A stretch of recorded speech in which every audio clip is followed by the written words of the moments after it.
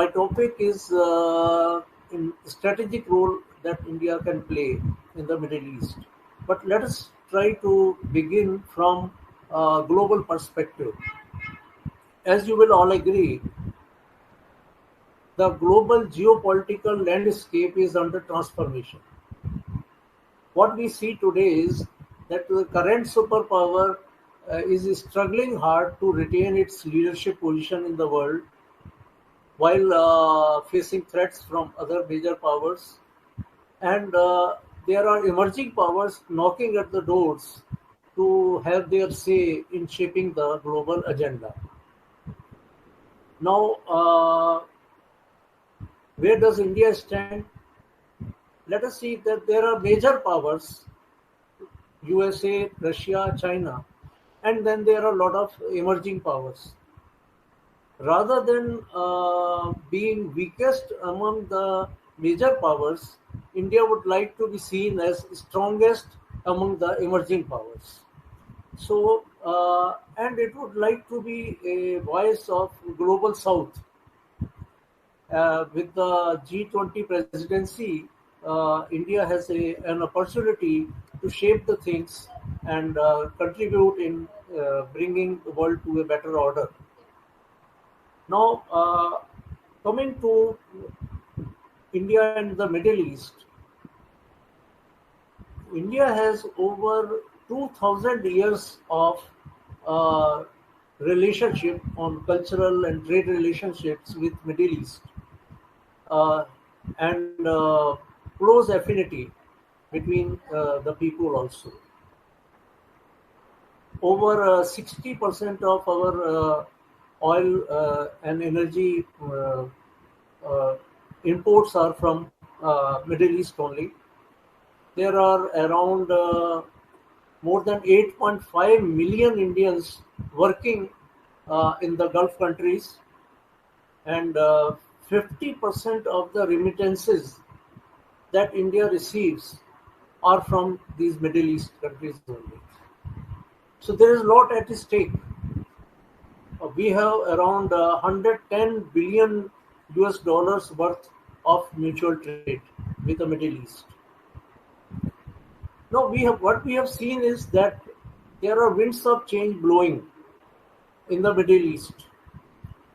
So far, what has happened is that USA has almost taken Middle East taken for granted, and now focusing its attention on how to contain China from getting the leadership situation.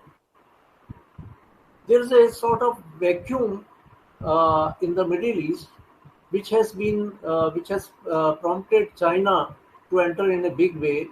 As we discussed, that China has brokered a deal between Saudi Arabia and Iran. It has brought Saudi Arabia and Syria also together. It has established a military base also over there. So, similarly, now you see India is also watching this situation. If you see, in the case of recent earthquake in Turkey and Syria, India was among the first nations to rush its medical help and humanitarian help to the region. The doctors, the medicines, the hospital itself, along with food items also. So it's a strategic move also. It has invited Egyptian president as the chief guest in this year's Republic Day function. It has also a strong relationship with Israel, and this I2U2 new alliance has come up, partnership with UAE, USA, India, and Israel. India is sourcing a lot of military hardware from Israel itself.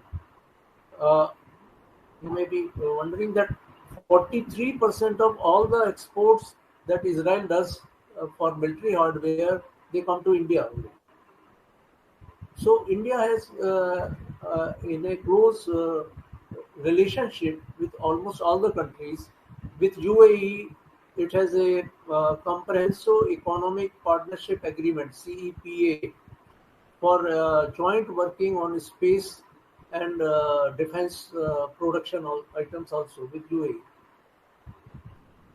In Saudi Arabia, we are saying that MBS is doing a lot of things in bringing a revolution in social and economic area. So the whole Middle East is now realized that it cannot be dependent totally on oil production itself. So it is trying to diversify into tourism, into real estate, education, space, artificial intelligence, digitalization, etc.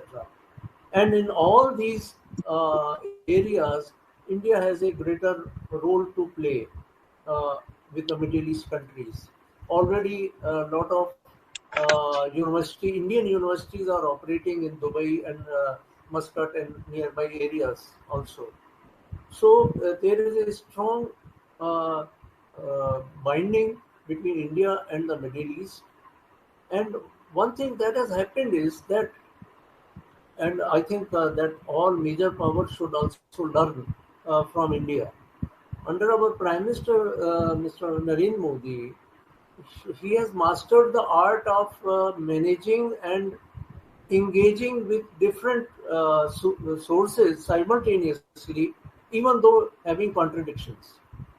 Like you see, India has engaged with Russia also, and with engaged with USA also, with Ukraine also, and India has managed ties with USA as well as Iran. So, how to engage with different sort of contradictions?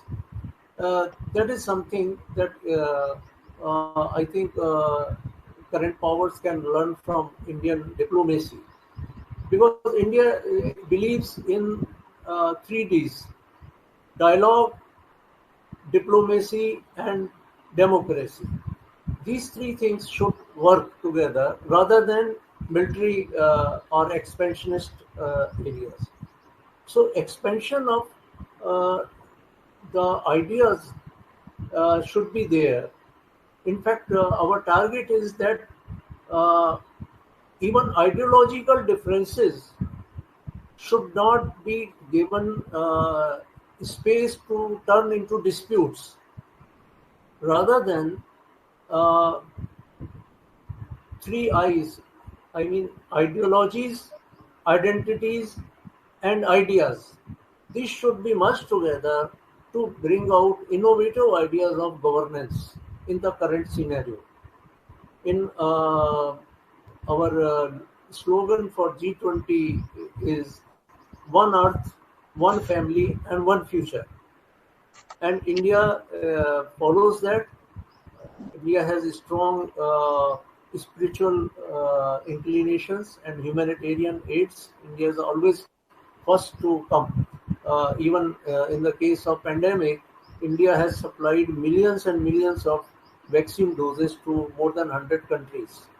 So we have that thing, and having a strong cultural binding with the Middle East countries, India is all for cooperating and collaborating with Middle East countries to bring peace in those areas and prosperity.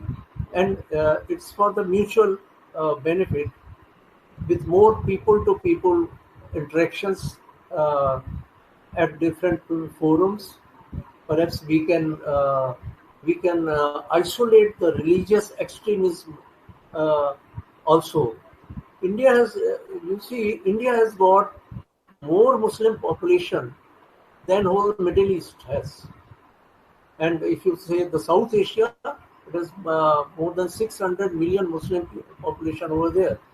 So anything that helps moderates, so that we can isolate the religious differences and still proceed further.